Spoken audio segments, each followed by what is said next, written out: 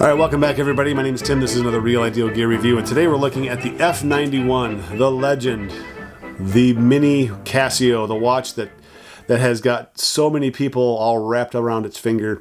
This is the F91. It's a watch that I have been told over and over and over again, if you have a Casio collection, you got to have one of these.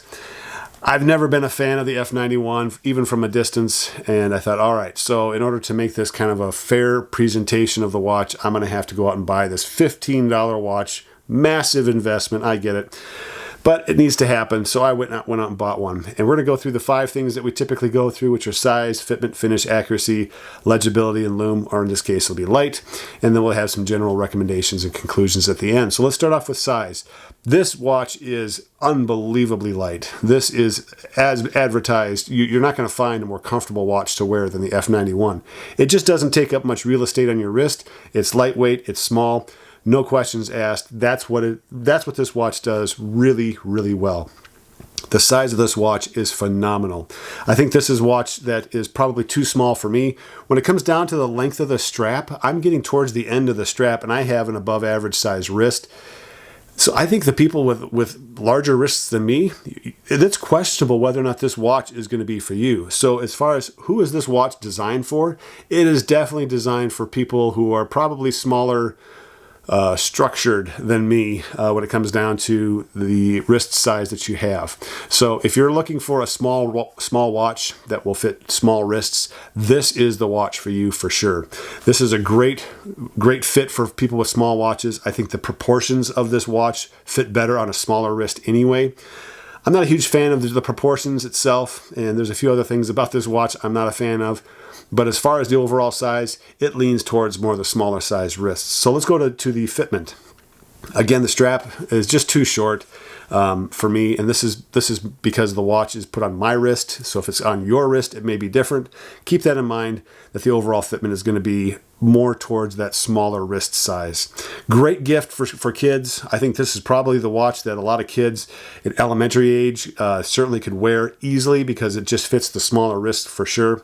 But when you get into that more adult size, particularly male adult, I just don't see it fitting as well, or the proportions looking as well on that wrist overall. But again, to each their own. I'm not saying you shouldn't. I'm just saying that's what my perception is of the size and the proportion to those kinds of wrists.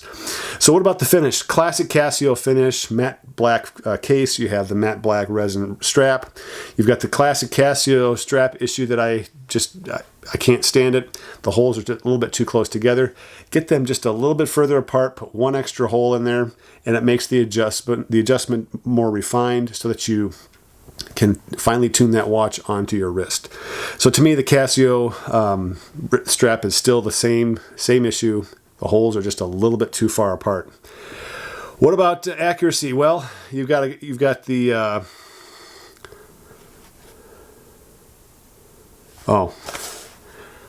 let's finish up on the finish, huh? So aside from the strap, you also have a display that I think is weak, and I say weak because the numbers themselves, the day, date, and the numbers are just thin, and they're not bold, and it's just the contrast on here is just not real high. We're going to talk about more about that in the legibility. So to me, the finish on the display, as far as the overall design of the display and the numbers that are there, too small, too thin. Okay, and that's going to lead into a legibility issue later on. Accuracy-wise, this watch has no issues with accuracy. It's quartz movement, classic Casio movement, so no issues with accuracy. Now on to legibility and light. The legibility is, relatively speaking, poor. You know, for $15, you can get another $15 watch like the F108 or the W217 with far superior legibility than this watch. Now, granted, it's a bigger display. They have more real estate to use. I get it. But even the bold print on those other two watches is far superior to the F91. The F91 is a legend. There's no doubt about it. And that's why you buy this watch. You don't buy this watch because it has the great light, it has great legibility. The light in this one sucks. It's terrible, relatively speaking. I mean, it does it light up the display?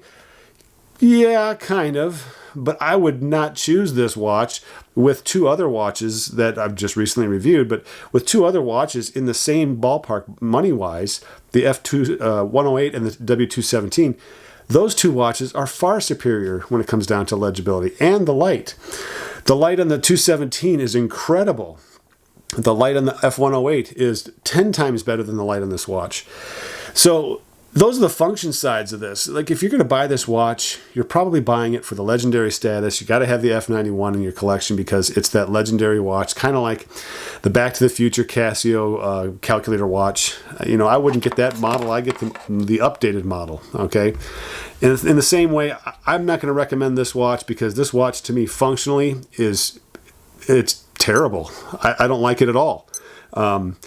The options that are out there are, for the same price, are far better than this watch itself. The water resistance is less than 30 meters. Same thing as the F108. But you get much more with the F108. You get a much better strap. You get a better light, better display. And it's bigger. I get that. It's bigger. So, again, this watch I don't think is anything more than a legendary watch. I'm not impressed. I don't like it. There's just too many things about it. The modes, stopwatch, and alarm, which, again, same thing in the F108, same thing in the W217. And they're much easier watches to use. This one is it's smaller. So the recommendation is, if you're looking for the legend, this is the watch. There's no doubt about it. If you're looking for functionality, this is definitely not the watch. There are way better options out there than this watch. I cannot recommend this watch for that reason. At the same time, if you're looking for a legendary watch, go for it. I have no complaints, no issues. I have no qualms with anybody who wants to get it because it's a classic. But I just can't recommend it. So to me, it's an 8.8 out of 10.